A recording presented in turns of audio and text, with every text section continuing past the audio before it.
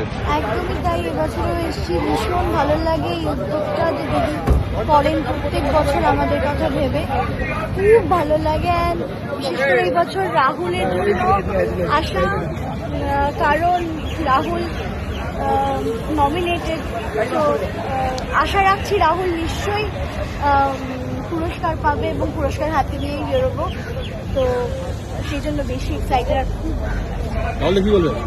Excited আর কি, দেখা যাক কি হয়। এবার তো সবারই ভালো লাগে, তার অনুভূতিটা কিরকম লাগে তোমার? সব মানুষের ভালো। মেয়েকে নিয়ে আসাটা একটা মানে প্রথমবার আয়রা, এবং সবাই আসলে বলেছে আয়রাকে প্লিজ নিয়ে এসো, তাই আসা আরো। কিন্তু সে তো ঘুমোচ্ছে। সে ঘুমিয়ে উঠে পড়েছে, পড়বে। এটাও ঘুমানোরই টাইম। রেডি হওয়ার সময় কোনো কি গালি দিও আমাকে আয়রা? প্রচন্ড, ওর জন্যই লেট হলো। সেই 11টা থেকে রেডি হচ্ছি, হতে আর পাচ্ছি না, এমন বৃষ্টি করছে। ঠিক আছে, হ্যাঁ ভালো দাদা, থেকো। Thank you.